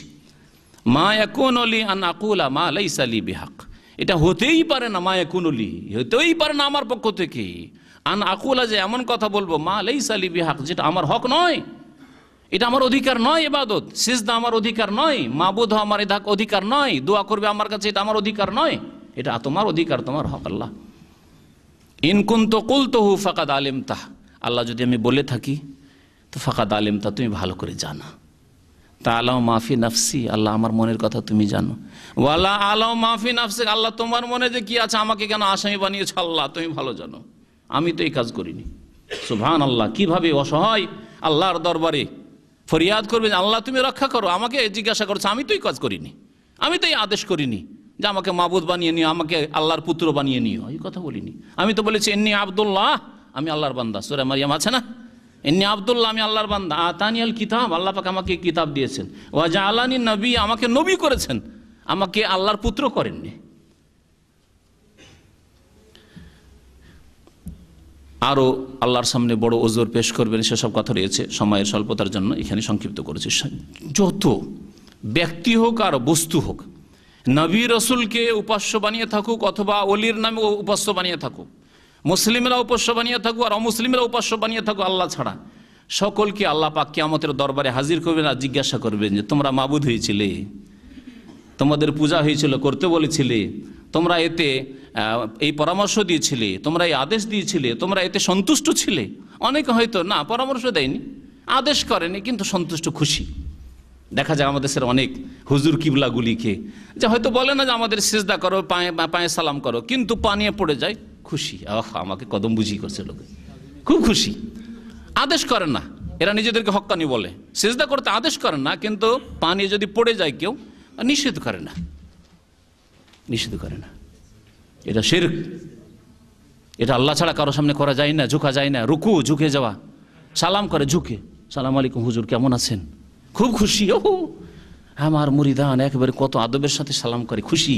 যদি আদেশ করে না যে ঝুঁকে, হয়তো মুখে বলে না, কিন্তু অন্তর চায় যে অসুবিধা নেই, করুক, কারণ এটা অতি ভক্তি, দেখতে পাচ্ছি আমাদেরকে লোকেরা ভালোবাসছে। হ্যাঁ, আল্লাহর ঘরে আসামি হবে সেই দিন কিয়ামতের মাঠে। আল্লাহ পাক রব্বুল আলামিন তারপর ইরশাদ করেছেন, ওয়াইযা তুতলা আলাইহিম আয়াতুনা বাইয়িনাত, যখন তাদের সামনে আমার সুস্পষ্ট আয়াতগুলি পাঠ করে শোনানো হয়, কালাল্লাযিনা কাফারু, তখন কাফেরা বলে, লিল হক, এই হকের উদ্দেশ্যে, হক সম্পর্কে, লাম্মা জাআহুম, হক মানে এখানে কোরআনে কারীম, এখানে হক বলা হয়েছে কোরআনে কারীমকে, কোরআনে কারীম সম্পর্কে তারা বলে, লাম্মা জাআহুম, যখন তাদের কাছে এই কোরআনে কারীম এসে যায় বা এসে গিয়েছে, হাযা সিহরুম মুবিন, এটা হচ্ছে সুস্পষ্ট জাদু। আরব মুশরিকরা নবী করিম সাল্লাল্লাহু আলাইহি সাল্লাম যখন কোরআনে কারীম নিয়ে আসলেন, কোরআনে কারীমের আয়াত সূরা নাজিল হওয়া শুরু হইল, তখন কোরআনে কারীমের তাসির দেখে, প্রতিক্রিয়া দেখে, কোরআন বাচ্চারা শুনে মুসলমান হয়ে যায়, মহিলারা শুনলে মুসলিম হয়ে যায়। এই বাড়ির মালিক কট্টর মুশরিক, শক্ত হয়ে আছে, কিন্তু ওর ছেলে মুসলমান হয়ে গেছে, স্ত্রী মুসলমান হয়ে গেছে, এরকম অনেক ঘরে ঘটেছে। যার কারণে এই তাসির বা এই প্রবল প্রতিক্রিয়া কোরআনে কারীমের দেখে শুনলেই মুসলিম, শুনলে অন্তর পরিবর্তন হয়ে যায়। ওমর রাদিয়াল্লাহু তাআলা নবী সাল্লাল্লাহু আলাইহি সাল্লামকে খুন করার জন্য আসছে, আর সূরা তাহার কয়েকটি আয়াত বোনের কাছ থেকে শুনে তারপরে মুসলমান হয়ে যাচ্ছে। এই রকমের প্রতিক্রিয়া দেখে তারা বলতে যে এগুলো তো জাদু, জাদুর কাজ, কারণ জাদু দ্রুত এরকম প্রতিক্রিয়া করে। একটা লোক সুস্থ আছে, হঠাৎ অসুস্থ। তো এইভাবে তারা, এই কারণেই তারা নবী করিম সাল্লাল্লাহু আলাইহি সাল্লামের উপর যা নাযিল হতো কোরআনে কারীম, এই হককে, এই সত্যকে তারা জাদু বলতো। আম ইয়াকুলুনা ইফতারাহ, নাকি তারা বলে থাকে যে ইফতারাহু, মুহাম্মদ সাল্লাল্লাহু আলাইহি সাল্লাম এই কোরআনকে নিজে তৈরি করে নিয়েছে, গড়ে নিয়েছে। ইফতারাহু মানে নিজে রচনা করে নিয়েছে। কুল, হে নবী বলে দাও, ইন ইফতারাইতুহু, আমি যদি এই কোরআন নিজে রচনা করে থাকি, ইফতিরা মানে হচ্ছে মিথ্যা রচনা করা, ফালা তামলিকুন আলী মিনাল্লাহি শাইআ, তাহলে আল্লাহর কবল থেকে কোনো ক্ষেত্রে কোনো ক্রমে আমাকে রক্ষা করতে পারবে না, বাঁচাতে পারবে না। যদি আমি নিজের পক্ষ থেকে বানিয়ে এই কোরআনের আয়াত বলি, সূরা বলি যে এই নাজেল হয়েছে, ওই নাজেল হয়েছে, এটা আল্লাহর নাজেল করা না হয়, তাহলে আল্লাহ পাকের এমন আযাব আমার উপর হবে যে তোমরা কেউ রক্ষা করতে পারবে না আমাকে। নবী করিম সাল্লাল্লাহু আলাইহি সাল্লাম স্পষ্ট বলছেন, অন্য আয়াতে রয়েছে, আল্লাহ পাক ওখানে ঘোষণা করেছে, এখানে তো নবী সাল্লাল্লাহু আলাইহি সাল্লামকে আল্লাহ বলছেন তুমি এভাবে জানিয়ে দাও, তাই না?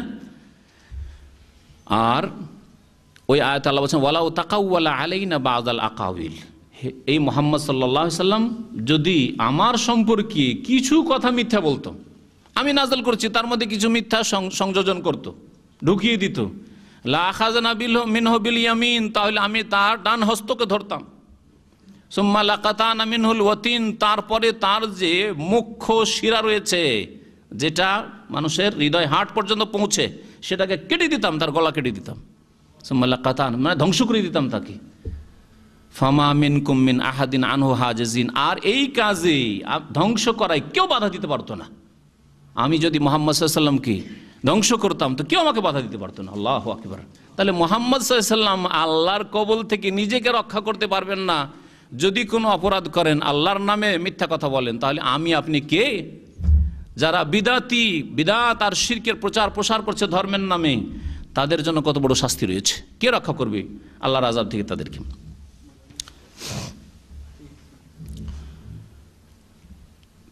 আল্লাহ পাক তারপরে বলছেন যে হে নবী তুমি বলে ইন ইফতারাইতু, আমি যদি রচনা করে থাকি এই কোরআন, ফালা তামলিকুনা মিনাল্লাহি শাইআ, তাহলে আল্লাহর কবল থেকে কোনো ক্ষেত্রে আমাকে রক্ষা করতে পারবে না। হুয়া আ'লামু বিমা তুফিদুনা ফি, আল্লাহ ভালো করে জানেন তোমরা যেই বিষয়ে মত্ত রয়েছে। তুফিদুনা ফি মানে যেই বিষয়ে তোমরা আলাপ আলোচনা করছো, আফাদা ইউফিদু থেকে, হুয়া আ'লাম আল্লাহ ভালো করে জানেন ওই বিষয়, যেই বিষয় সম্পর্কে তোমরা মত্ত হয়ে রয়েছো, অর্থাৎ যেই বিষয় নিয়ে যে কোনো বিষয়ে আলোচনা করো আল্লাহ তোমাদের সম্পর্কে সম্যক জ্ঞানী। তোমরা যদি বাতিল কথা আলোচনা করো তো আল্লাহ পাক রব্বুল আলামিন জানেন। তোমরা যদি মুহাম্মদ সাল্লাল্লাহু আলাইহি সাল্লাম সম্পর্কে বলো যে এটা মানব রচিত, মুহাম্মদ রচিত, আল্লাহ পাক তাও জানছেন। কাফা বিহি শাহিদাম বাইনি ওয়া বাইনাকুম, আল্লাহ পাক রব্বুল আলামিন যথেষ্ট সাক্ষী হওয়ায় আমার মাঝে এবং তোমাদের মাঝে, অর্থাৎ মুহাম্মদ সাল্লাল্লাহু আলাইহি সাল্লামের মাঝে এবং মানব জাতির মাঝে, মুশরিক কাফেরদের মাঝে আল্লাহ সাক্ষীর জন্য যথেষ্ট। ওয়াহুয়াল গফুর রাহিম, এবং আল্লাহ পাক রব্বুল আলামিন অতি মার্জনাকারী, দয়াবান। তারপরে আল্লাহ পাক ইরশাদ করেছেন, হে নবী তুমি বলে দাও, মা কুনতু বিদআম মিনার রাসূল, আমি কোনো নতুন রসুল নই। বিদআন মানে নতুন, এই বা দাল আইন, বিদআ মানে কি হয়? নতুন হয়। এই জন্য বিদাত কি বিদাত বলা হয়। বিদাত মানে ধর্মের নামে নতুন কাজ, ধর্মের নামে নতুন কাজ। শাব্দিক অর্থ যদি ধরেন যে কোনো নতুন কাজকে বিদা বলা হয়। নতুন নতুন যে আবিষ্কার হচ্ছে, এক যুগে মোবাইল ছিল না, মোবাইল এটা বিদা, কিন্তু এটা দুনিয়াবি বিদা, শাব্দিক বিদা। আর ধর্মীয় যেই বিদাত হারাম, যেই বিদাত করা গুমরাহি, কুল্লু বিদাতিন দালালা কুল্লু দালালাতিন ফিন্নার, প্রত্যেক বিদাত হচ্ছে গুমরাহি, আর প্রত্যেক গুমরাহির পরিণাম হচ্ছে জাহান্নাম। সেটা হচ্ছে ধর্মের নামে যে নতুন কাজ অথবা কথা আবিষ্কার করা হবে। ধর্মের নেই, দিনে নেই, আল্লাহর দিনে নেই, কোরআনে কারিমে নেই, রাসূলুল্লাহ সাল্লাল্লাহু আলাইহি ওয়াসাল্লামের হাদিসে নেই, আর তা ধর্মের নামে শুরু করলো, তাহলে সেটা হচ্ছে দলালা, আর এই গুমরাহির পরিণাম জাহান্নাম। সেগুলি ছোট ধরনের বিদাত আছে আর বড় ধরনের বিদাত আছে। এমন পর্যায়ের বিদাত আছে যেগুলো শিরক, বড় শিরক, আর এমনও বিদাত আছে যে বিদাতগুলি সুন্নতি আমলের বিপরীত, কিন্তু সেগুলি শিরকের পর্যায়ে নয়, সেগুলিও কাবিরা গুনাহ। যেমন এমন বিদাত যা শিরকের শুধু সমতুল্য না, শিরক, যেমন কবর পাকা করে সিজদা করা, কবরের নাম মাজার দিয়ে, এই যে কথার শিরক, মাজার দিয়ে সেখানে মনে করা যে গেলে পাওয়া যায়, বিশ্বাস করা, অথবা যাওয়া, কেউ বিশ্বাস করলো আর কেউ গেল, শুধু বিশ্বাস করে থাকলো, সেটাও শিরকি আকীদা। আর কেউ বিশ্বাস করার সাথে সাথে গেল চাওয়ার জন্য যে ওখানে গেলে পাওয়া যায়। এগুলি এমন বিদাত, এমন ধর্মের নামে নতুন কাজ বা নতুন বিশ্বাস যেগুলি হচ্ছে শিরক।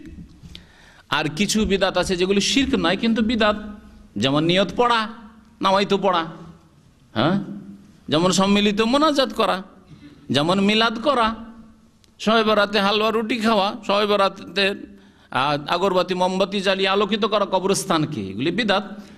যদিও এগুলি শিরকের সমতুল্য নয়, কিন্তু সেগুলি হচ্ছে হারাম কুল্লু বিদাতিন দলাল, যেহেতু প্রত্যেক বিদাত নতুন কাজ হচ্ছে গুমরাহি।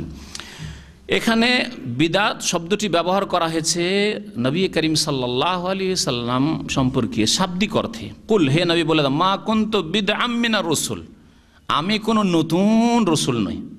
যে তোমরা রসুল নামটি কোনো দিন শুনোনি, আর আমি প্রথমে এসেছি আর বলছে আমি নবী এসেছি, ইন্নী রাসূলুল্লাহ ইলাইকুম জামিআ, আমি রসুল এসেছি, সেজন্য তোমাদেরকে আজব লাগছে না। তোমাদের কাছে পূর্ব জ্ঞান আছে। ইব্রাহিম আলাইহিস সালাম রসুল নবী ছিলেন, ইসমাইল আলাইহিস সালাম নবী ছিলেন, তোমরা ইসমাইলের বংশধর কুরাইশরা। হ্যাঁ, যদি ইহুদিরা হতো তোমরা রসুলের নাম জানো, ইসাকের নাম জানো, ইয়াকুবের নাম জানো, ইউসুফের নাম জানো, তাই না? মুসা ঈসার নাম জানো, তারা নবী রসুল ছিলেন। কুল মা কুনতু বিদআম মিনার রাসূল, আমি কোনো নতুন রসুল নই যে নতুন কিছু নিয়ে এসেছি একেবারে। ওমা আদরি মা ইউফআলু বিকুম বি ওয়ালা বিকুম, আর আমিও জানি না যে কি আমার সাথে করা হবে, ওয়ালা বিকুম, আর তোমাদের সাথেই বা কি করা হবে। আয়াত, কিন্তু এই আয়াত কি নবী সাল্লাল্লাহু আলাইহি সাল্লাম জানতেন না যে তার সাথে কি করা হবে আর কাফিরদের সাথে কি করা হবে? আয়াতের অর্থ বললাম, তারপরে জিজ্ঞাসা করছি, আল্লাহর নবী সাল্লাল্লাহু আলাইহি সাল্লাম কি জানতেন যে আমার সম্পর্কে কি হবে, আমার পরিণাম কি হবে? জানতেন না জানতেন না? হ্যাঁ হ্যাঁ জানতেন। আচ্ছা, হ্যাঁ জানতেন, দুনিয়া আখেরাত দুটোই জানতেন। এতক্ষণ আবার ক্লিয়ার হবে, এখন ক্লিয়ার হবে, তাই না? একটা হচ্ছে দুনিয়ার দিক ইহজগৎ, একটা পরজগৎ। নবী করিম সাল্লাল্লাহু আলাইহি সাল্লামের একটা প্রশ্ন, নবী সাল্লাল্লাহু আলাইহি সাল্লাম জানতেন কি না যে আমি জান্নাতি না জাহান্নামী? জানতেন, জানতেন এক বাক্যে, ঠিক আছে। আমি হক পথে আছি না ভুল পথে আছি, জানতেন না জানতেন না? জানতেন। আমি নবী, আমি রসুল, আমার কাছে ওই আসছে, হক পথে আছি, জানতেন, ঠিক আছে না? আচ্ছা, তাহলে আখিরাত সম্পর্কে নবী করিম সাল্লাল্লাহু আলাইহি সাল্লামকে জানিয়ে দেওয়া হয়েছিল যে তুমি সত্য পথে আছো, সুতরাং তোমার স্থান জান্নাতের সর্বোচ্চ স্তরে, ঠিক আছে। বরং শুধু তার সম্পর্কে না, আশরা মুবাশশারা, বদরে যারা শরীক হয়েছেন, হুদাইবিয়ার সন্ধিতে এসেছেন, বহু সাহাবায়ে কেরাম সম্পর্কে জানিয়ে দেওয়া হয়েছে, এটা জান্নাতি, তাই না? জানিয়ে দেওয়া হয়েছে। দুনিয়ার ক্ষেত্রে যদি বলি, নবী সাল্লাল্লাহু আলাইহি সাল্লামকে এখন প্রশ্ন জানানো হয়েছিল কি যে এই যে হক বাতিলের লড়াই চলছে মক্কার কুরাইশদের সাথে, এই যে তুমি ওহী নিয়ে এখন ইকরা বিসমে নাজিল হইলো, মুজাম্মিল মুদ্দাসসির নাজিল হইলো, এখন 2-4-10টা মুসলিম হয়েছে, তোমরা সফল হবে, বিজয়ী হবে না এই কাফেররা বিজয়ী হবে? তুমি মক্কায় থাকতে পারবে না মক্কা থেকে তোমাকে নির্বাসিত করে তাড়িয়ে দেওয়া হবে? তুমি বাঁচতে পারবে না এরা তোমাকে ঘেরাও করে মেরে দেবে? এগুলি জানতেন কি? জানতেন না, জানতেন না। এবার বোঝা গেছে। তাহলে এই আয়াতে যে বলা হয়েছে, তাফসীর কারগণ এই জন্য বলেছেন যে এই আয়াতে ওমা আদরি, আমি জানি না, মা ইউফআলু বি, আমার সাথে কি করা হবে, ওয়ালা বিকু, আর তোমাদেরই বা কি করা হবে, এই ফিদ দুনিয়া, ইহজগৎ, দুনিয়াতে আমি জিতবো না তোমরা জিতবে হক বাতিলের লড়াই, মক্কায় তোমরা থাকবে না তোমরাই যাবে আর আমি থেকে যাব, আমাকে হিজরত করতে হবে না তোমাদেরকে হিজরত করতে হবে, আমি কিছু জানি না, আমি বাঁচবো না তোমাদের হাতে খুন হব তাও আমি জানি না, কিন্তু আমি হকের মিশন নিয়ে এসেছি, এই পথে আমি চলতে থাকবো। বোঝা গেছে? তাহলে দ্বন্দ্ব হবে না। কারণ সূরা ফাতহের আয়াত স্মরণ করেন, এই তো 1-1.5 মাস আগে সূরাতুল ফাতহের তাফসীর হয়েছে, ইন্না ফাতহনা লাকা ফাতহাম মুবিন লিয়াগফিরা লাকাল্লাহু মা তাকাদ্দামা মিন যামবিকা ওয়া মা তাআখারা, যাতে আল্লাহ পাক তোমার আগের পরের গুনাহ ভুল ত্রুটি মার্জনা করে দেন। তা আল্লাহ তো ঘোষণা করে দিয়েছেন, আগের পরের অগ্রিম ঘোষণা করেছেন। তাহলে যার সম্পর্কে আল্লাহ অগ্রিম ঘোষণা করে তোমার আগের পরের ভুল ভ্রান্তি সব মাফ, তিনি জান্নাতি নন, তিনি হক পথে নন, তিনি আখিরাতের পরিণাম জানতেন না? জানতেন। ওই আয়াত প্রমাণ করে জানতেন, আখিরাত জানতেন, কিন্তু দুনিয়ায় কে জিতবে এই হক বাতিল লড়াইয়ে নবী সাল্লাল্লাহু আলাইহি ওয়াসাল্লাম জানতেন না। বদরে, ওহুদে কে জিতবে, মক্কা বিজয় কখন হবে, হবে কি হবে না মক্কা বিজয়, জানতেন না। এটা এই আয়াতে বোঝানো হয়েছে, ওমা আদরি মা ইউফআলু বি ওয়ালা বিকুম। এটাই হচ্ছে সবচাইতে সহি তাফসীর। তবে মুফাসসিরদের আরেকটি দল একটি ভিন্ন কথা বলেছেন, এটা জেনে রাখলে যারা একটু গভীরভাবে তাফসীর পড়বেন, অন্য কোনো তাফসীরে এরকম কথা যখন পড়বেন তবে বিব্রত আর হবেন না। তারা বলেছেন যে আয়াতের নাসেখ মানসুখ আছে। এই আয়াতটি প্রথম জীবনের, মক্কি জীবনে, তখন আল্লাহ পাক নবী করিম সাল্লাল্লাহু আলাইহি ওয়াসাল্লামকে জানাননি যে তোমার আগের পরের ভুল ত্রুটি সব মার্জনা করে দিলাম আর তুমি দুনিয়া আখিরাতে কামিয়াব, এই কথা জানিয়ে দেওয়া হয়নি। ওমা আদরি মা ইউফআলু বি ওয়ালা বিকুম, এই আয়াত মক্কি জীবনের আয়াত। আর লিয়াগফির লাকাল্লাহু মা তাকাদ্দাম মিন যামবিকা ওয়া মা তাআখার, তোমার আগের পরের মার্জনা। আর তোমার লিউদখিলাল মুমিনা জান্নাতিন তাজরি মিন তাহতিহা আল-আনহার, তোমার সাথে মুমিন সাহাবায়ে কেরাম আছে, তারা জান্নাতি। এটা পরে জানানো হয়েছে। তাহলে যেটা পরে জানানো হয়েছে সেটা হচ্ছে নাসিখ, রহিতকারী। আর এই আয়াত হচ্ছে মানসুখ, মানে রহিতকৃত। এটা একদল তাফসীরকারগণ বলেছেন। কিন্তু আল্লাহ পাকের হুকুম আহকাম বিধি নিষেধে রহিত হয়, এটা হচ্ছে আল্লাহ পাকের সংবাদ। আল্লাহ পাক তো আগে থেকে জানতেন যে মুহাম্মদ সাল্লাল্লাহু আলাইহি সাল্লামের অবস্থান কোথায়, তাই না? তাহলে এই ক্ষেত্রে নাসিখ মানসুখ বলার কথাটি দুর্বল। নাসিখ মানসুখ না বলে বলবো যে এই আয়াতটি ইহকালের ক্ষেত্রে, দুনিয়ার জীবনের ক্ষেত্রে বলা হয়েছে। লিয়াগফির লাকাল্লাহু মা তাকাদ্দাম মিন যামবিকা, নবী করিম সাল্লাল্লাহু আলাইহি ওয়াসাল্লাম নিঃসন্দেহে দুনিয়া থেকে বিদায় নিয়েছেন ইয়াকিনের সাথে, জেনে যে আমি জান্নাতি। এবং তিনি বলেছেন তো, আনা সাইয়্যিদু ওয়ালাদে আদম, আদম সন্তানের আমি শ্রেষ্ঠ, এবং আমি প্রথম জান্নাত নক করব, জান্নাতের দরজা আমার জন্য প্রথম খোলা হবে। আনা আউয়ালু মান তানশাক্কু আনহুল আরজু, আর জমিন যে ফেটে উঠবে, কবর থেকে মানুষ উঠবে, আমি প্রথম উঠব, বলেছেন না? তা নবী করিম সাল্লাল্লাহু আলাইহি ওয়াসাল্লাম শেষ পরিণাম আখিরাতের জানেন। জি। তারপরে একটি সহিহ বুখারীতে হাদিস আছে, রাসূলুল্লাহ সাল্লাল্লাহু আলাইহি সাল্লাম কে কোন এক সাহাবী সম্পর্কে যখন বলা হয় যে অমুক আল্লাহর রাস্তায় শহীদ হয়েছে, আল্লাহর রাস্তায় শহীদ হয়েছে, তখন নবী সাল্লাল্লাহু আলাইহি ওয়াসাল্লাম নিষেধ করেছিলেন যে কোনো ব্যক্তি সম্পর্কে, বিশেষ করে নির্দিষ্ট ব্যক্তি সম্পর্কে ইয়াকিনের সাথে তোমাদের বলার অধিকার নেই, এটা আল্লাহর কাজ।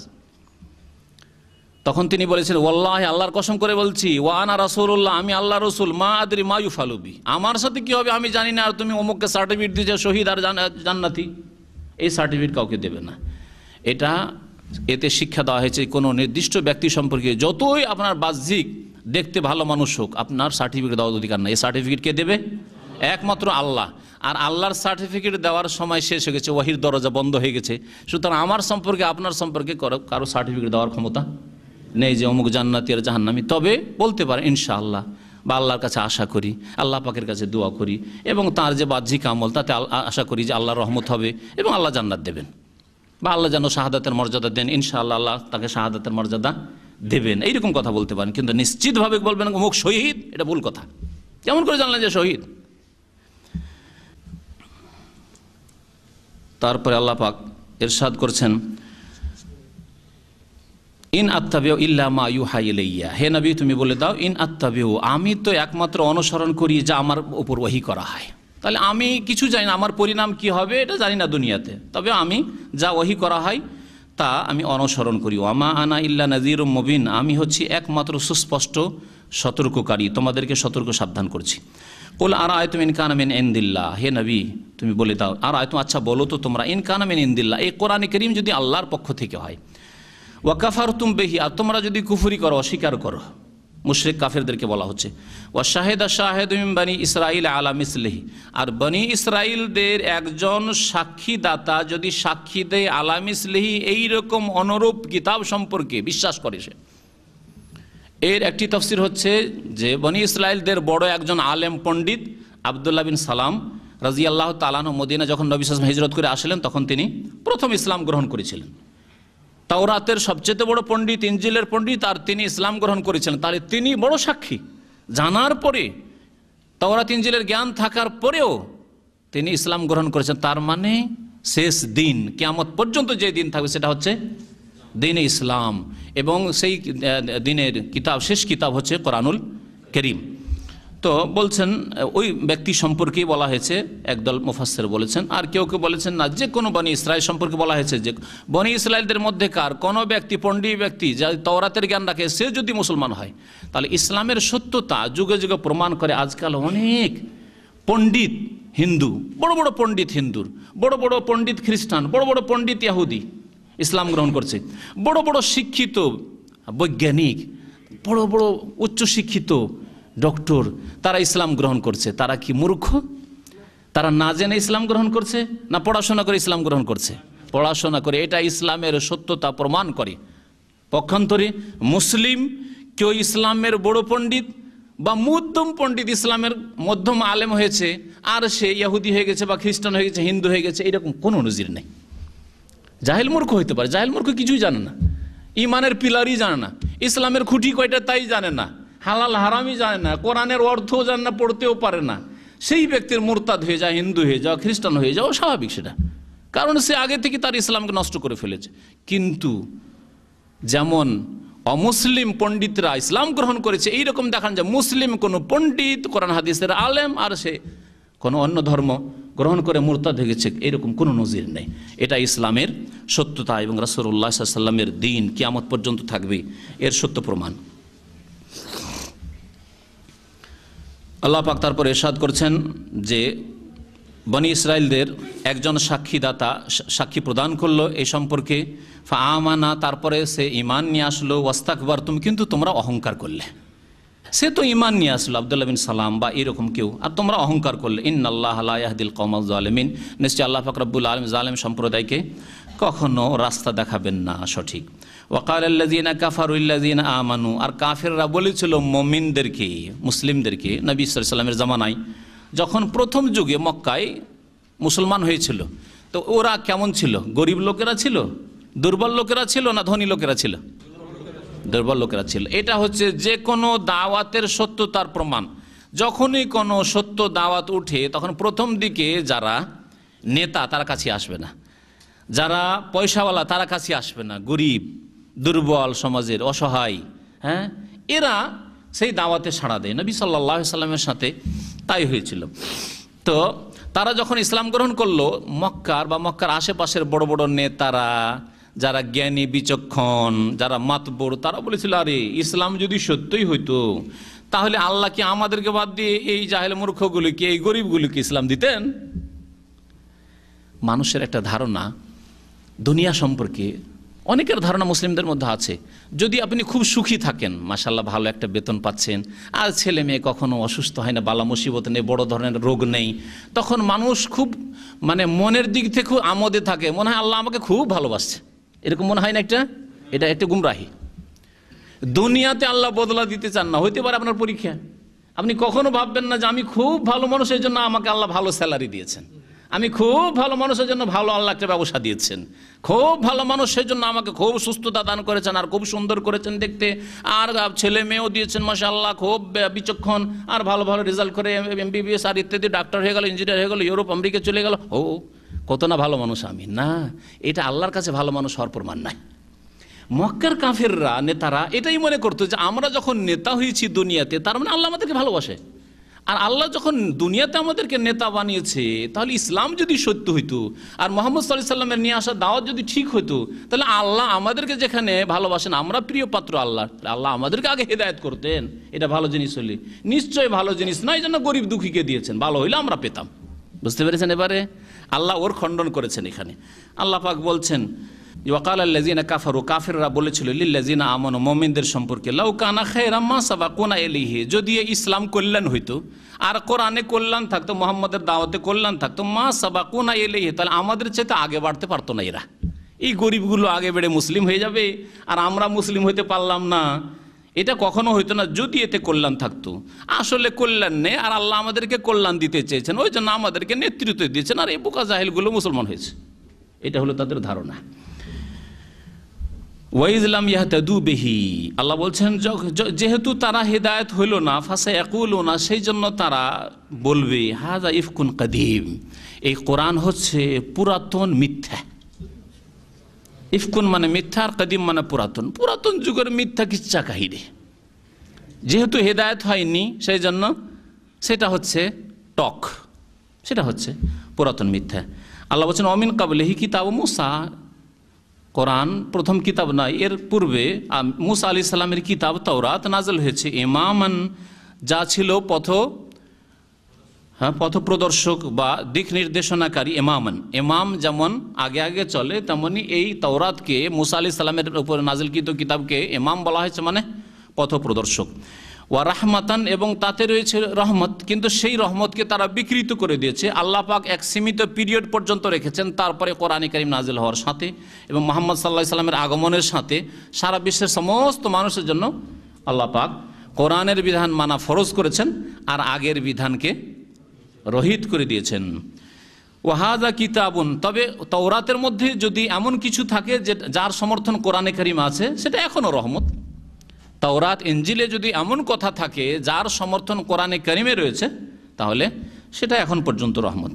ওয়াহাজা কিতাবুন মুসাদ্দিকুন, আর এই কিতাব কোরআনে কারীম মুসাদ্দিকুন সত্যায়নকারী, তাওরাতের সত্যায়ন করে, ইনজিলের সত্যায়ন করে, আগের নবীরা যে তৌহিদ আল্লাহর একত্রে দাওয়াত নিয়ে এসেছেন তার সত্যায়ন করে, পরকালের কথা সেই কিতাবগুলিতে ছিল এই কিতাবেও রয়েছে, সত্যায়নকারী।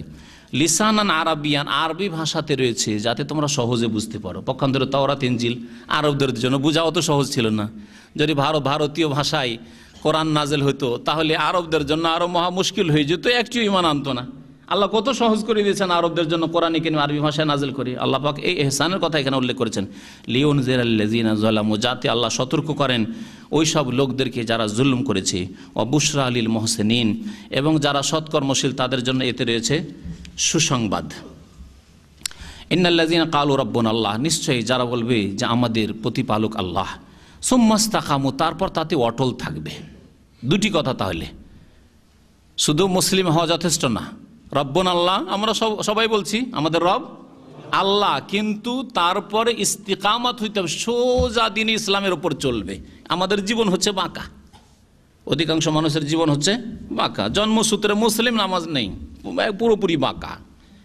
জন্মসূত্রে মুসলিম কিন্তু শিরকি আকীদা, কবর মাজার পূজার আকীদা, পীরতন্ত্রের আকীদা, সুফিবাদের আকীদা, বাঁকা পুরো।